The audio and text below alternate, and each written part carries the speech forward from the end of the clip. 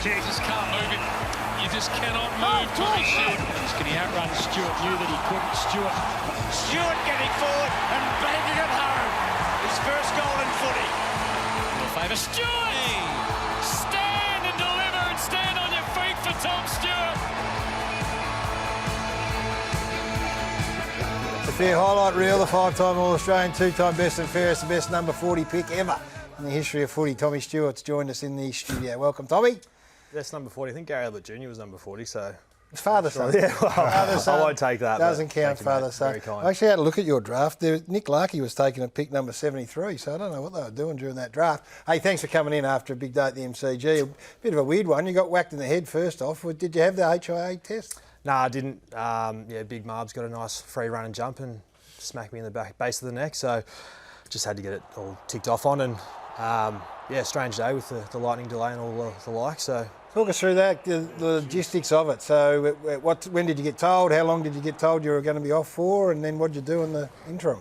Yeah, it was a strange experience. Obviously, not having really ever seen that in footy, not in my time, but we were initially told it was going to be about 20 minutes before we were going to come back out, but the more phone calls we got, we were probably more looking like 40 minutes. So, we sat down and there's a few cups of coffee and the like going around, but we just did our best to prepare to sort of approach it like half-time or even pre-game, that we just wanted to be right to go. And it was not only a big day, but a big week. So Tom Hawkins, a legend of the footy club, his 350th game. How was the week for you as a playing group? How did you address it and approach it, and especially today? Yeah, it was... it's a fantastic occasion for the big fella.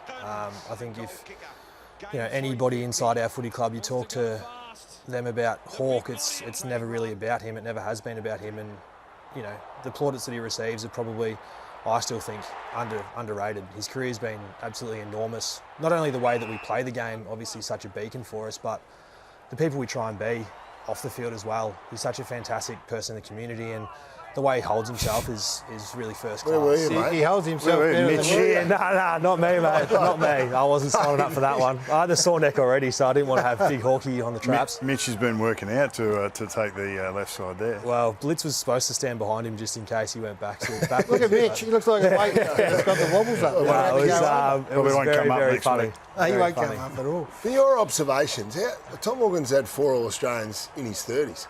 Yeah. So he's bucked the trend for big men, big forwards who normally worn out early in their 30s. So certainly me and Gaz were. But from your observations, what's enabled him to still play elite football all the way into his 30s?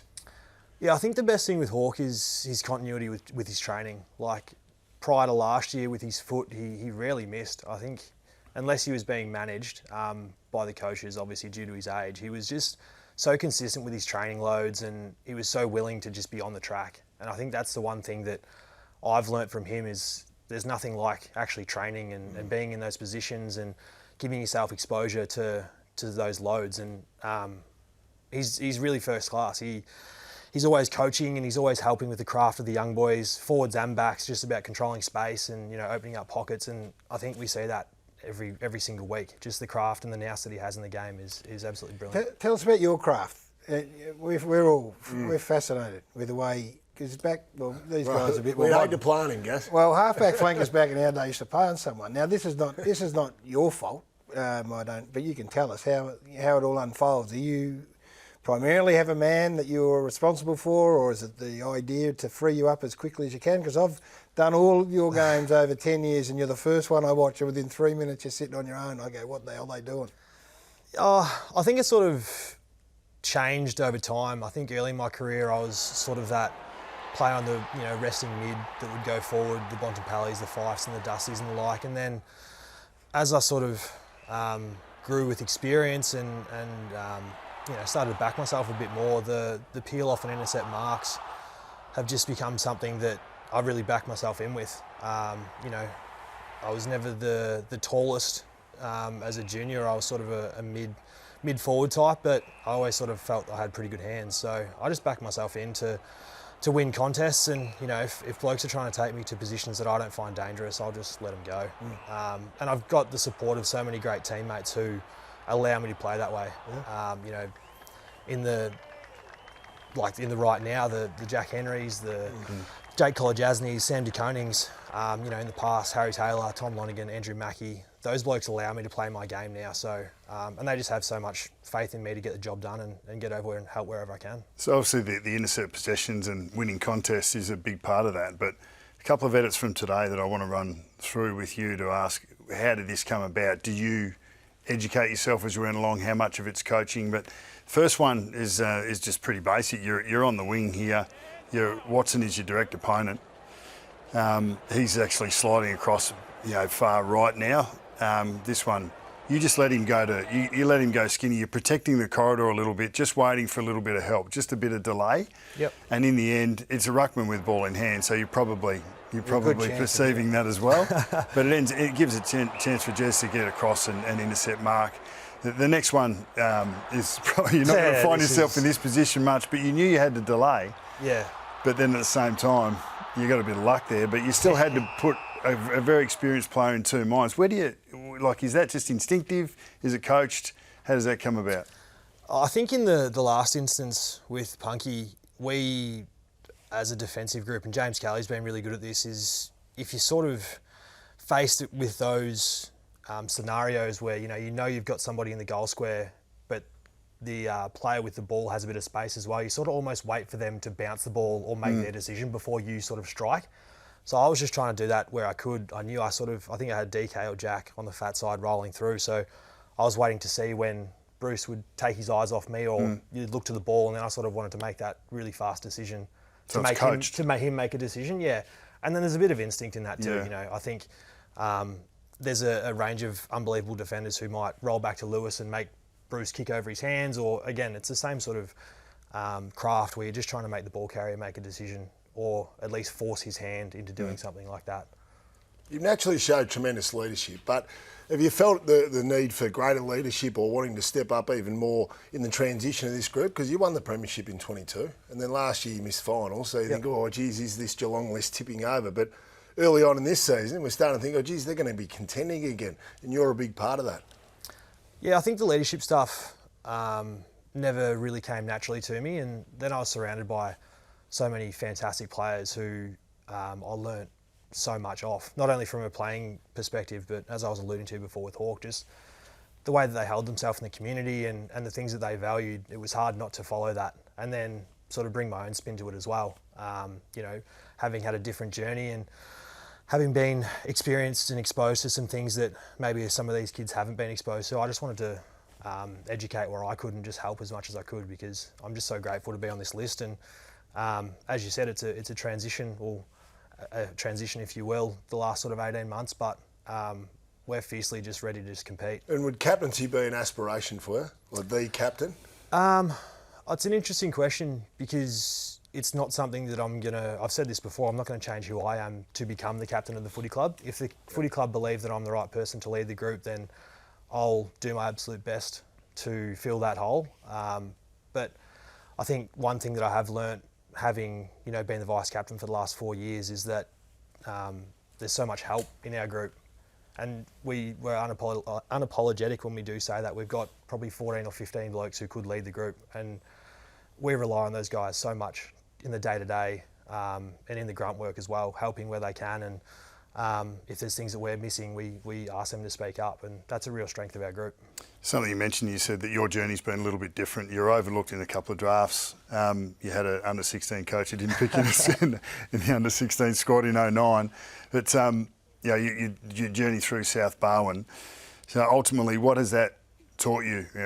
Do you have greater gratitude? Do you have more resilience, do you think, that you had to go the long way around to get to where you are?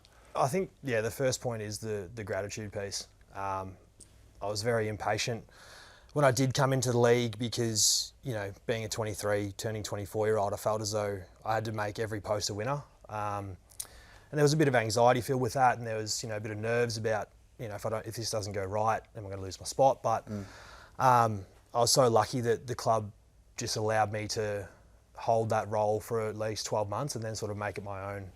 But yeah, I am just so grateful, and I still do feel like I'm very lucky to be playing AFL footy. In every sense of that, it's not something that I take for granted, and I'm just so happy to be where I'm at. Perspective would be the other thing that's come with all that. And so Matty Scarlet in there, your name in his is connected. It's did he play in that grand final, by the way? In 2013 he did, yeah. Did he play full-back? He did play full-back. He snuck forward a few times, and there was some pretty funny memories of him kicking goals and running back past every opponent saying, yeah, pretty handy at footy, boys, so you should maybe not let me go up there. Is that the fat side run that? Well, he was, trotting. Wherever. I wouldn't say it was running, but yeah, he was moving pretty well. How have you found Chris Scott? Your relationship with Chris Scott? He's an old teammate of mine. I think he was a great teammate. What's he been like to be under as a coach? Yeah, he's really, I think you'll know this as well, he's an interesting person, I find, Scotty, because his in-depth thought about the game and his players and his staff, like he has a deep sense of care and connection. He doesn't always show that outwardly to the public, but because he is such a private person, but he cares so deeply and he backs us players in. He's the first to make adjustments if we are feeling things on the field, and he's not too proud to say that.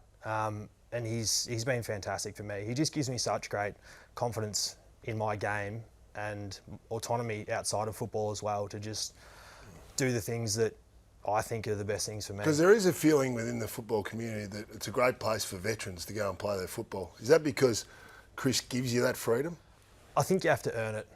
Yeah. I think early in my career, there's a real sense that you need to almost try everything to figure out what works for you. And I think that's where the industry's going as a whole in the AFL is there's not a one-size-fits-all for every player. And the club gives you that ability to experience a multitude of things off-field, on-field. They give you the opportunity to, study or work that autonomy is not just given to 18-year-olds. That is something that the longer you go, the more you know yourself. So that is the give and take that our footy club, I think, has a great balance of. How does that manifest tactically? So does he speak to the senior players around shifts that might be made? Like you're playing your wings very differently this year to get out numbers in and around the contest. Is that something that he will sell to you or something that he'll work out together? I think there's a bit of who you've actually got available to play in those positions, and I think that's where I find Scotty so great as a coach is because he's adaptable to the players that he has. He doesn't necessarily say this is exactly how we're going to play and we're going to stick to those processes and those strategies. He's very fluid and allows, so like Mike Blitzarch, for example, who's the most flexible player in the comp, he allows Blitz to play in positions where he can affect in different areas and transition really well. And then, we see moments where Max Holmes is playing really well today and goes up around the ball and Ollie Dempsey comes up onto a wing. So he really understands his players and their strengths. And Sam DeConing rucks. And brings them into positions where they can have great influence on the game. Hey, mate, we appreciate you coming in after a game. It's hard to do. You have no regrets in your footy life, right? Except for this one, the mark of the year. The mark of the year. It would have gone down. The posters would have been there forever. We've given him the car already, guys. You've done the hard work. You're sitting up there. Have a look at the jump. I don't know if you can... On the camera, there's a few explosives on the way down. I would have loved to have seen the smile, like the last hanger that you did. There was a massive smile off the back of that. I reckon it would have matched. Yeah, I don't know. I thought maybe at 31 I didn't have the hops still in me, but you still got the hops. Don't worry about that. And we're big fans. We love having you in. We appreciate it, and good luck for the rest of the year. Thank you very much, guys. Great to have Tommy Stewart in the studio. Plenty more still to come. The Bombers and the Eagles.